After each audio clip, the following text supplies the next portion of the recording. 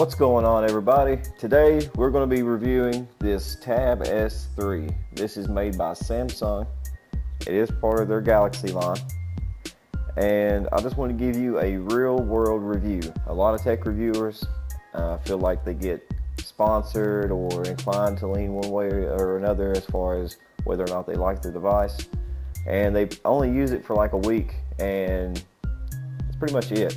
So this tab I've had for almost 2 months now, and I wanted to let you know, is it worth the buy? So before we get started, let's just take a look at some of the specs.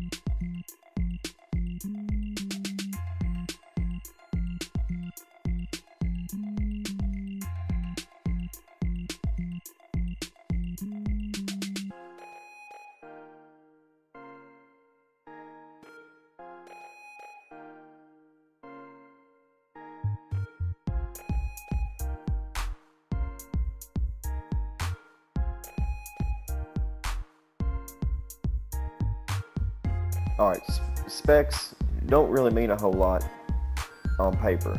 So the thing is, how does it actually perform in real life? I bought this tablet because I wanted to do some casual video editing. I wanted a big screen, had enough real estate to actually maneuver clips around it and things like that.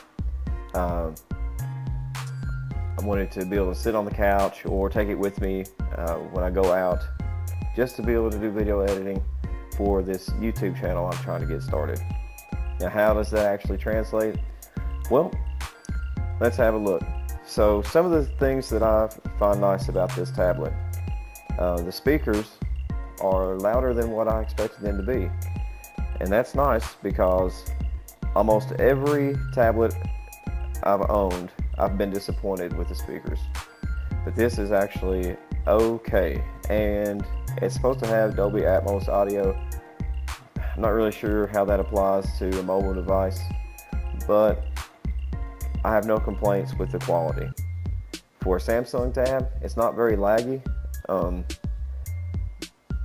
The TouchWiz skin over top of Android generally tends to slow things down. I do have some stutters here and there, but nothing that is extreme. The S Pen has been redesigned. It's very much improved over the little toothpick size S Pens that come with the Note series. It has a little bit of weight. It's a lot like I would say a mechanical pencil. It has a little clip. The downside is there's nowhere to put it. So the design of this device is really nice. Glass back and front with an aluminum housing. It has expandable storage. I'm not sure how important that it is. This is a 64 gig model. And the standby time is great. This has actually been off the charger now for 2 whole days, and I've used it during that time. And it's been sitting on my kitchen table, and I'm down to 53%, and I have the screen time out at 10 minutes. So now we touched on the good, let's go to the bad. And this is just like my personal experience. So for one, the price. I paid around $580, I think, for this device. I paid that much because I thought that it was worth the money at the time. Now that I've been using it on a daily basis, it is definitely not worth the money. And actually, whenever I first started to make this video, when I sit down and turn this on, I have a very thin blue line going across the top of the display in portrait mode. So, and of course, it just went out of my return window. So now I have a $580 device with a big line through it. The weight of this tablet and the size makes it hard to hold after about 5 minutes.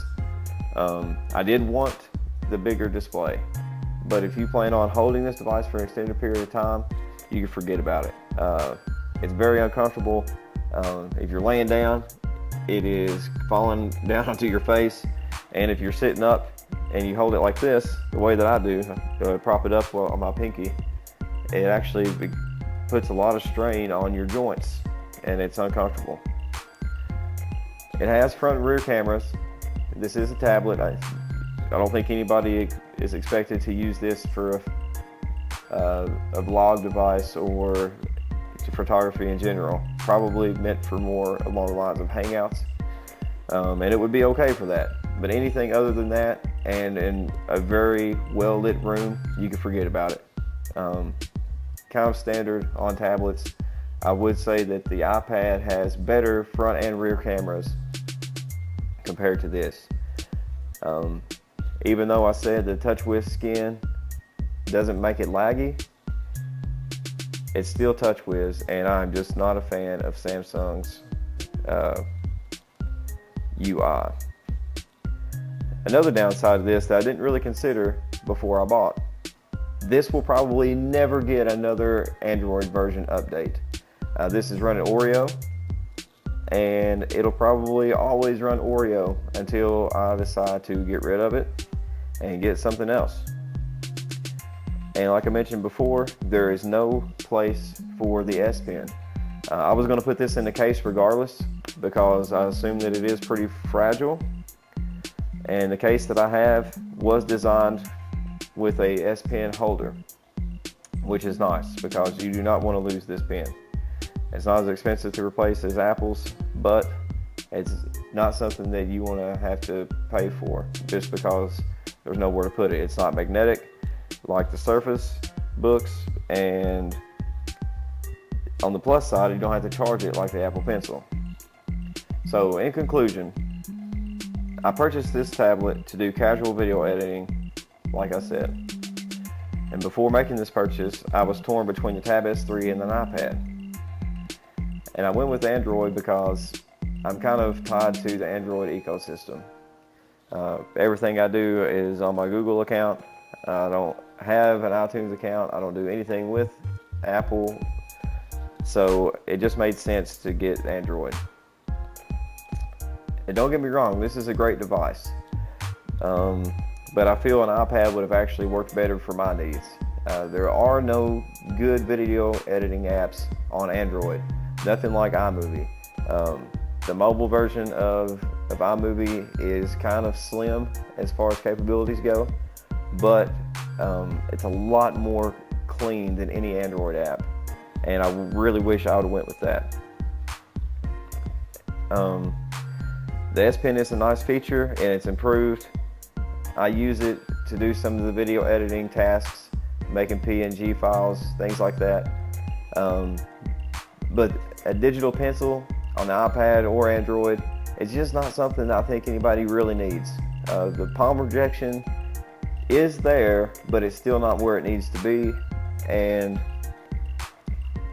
the plastic tip on a glass display with the little bit of latency that you have whenever you're actually drawing is just enough to make it not really practical.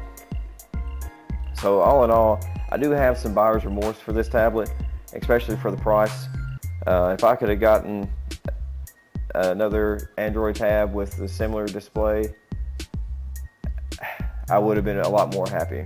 But unfortunately, I jumped the gun. I made an impulse buy, and I do regret it. For the amount of money that I spent on this tablet, I really should have went with an iPad. Let's see. This is a great media consumption device. Depending on what your needs are, maybe this is exactly what you want. This is a gorgeous display, minus the thin line that I have now. It's not really that noticeable unless you are on a white background. But I do use this daily for media consumption. Watching YouTube videos, things like that. It is fantastic for that. So if you're going to do any kind of serious video editing, I recommend you do it on a PC and not a tablet. The rendering times and stuff like that do take forever on this tablet, but it is usable for video editing. If you're interested in buying this tablet, leave a comment and maybe I'll sell it to you for cheap.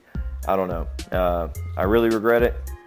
Overall, I still think it's a nice tab. I just wish I would have got something different for my needs. So that's my review. If you have any questions, go ahead and leave a comment and I'll get back to you. And yeah, thanks for watching this video. See ya.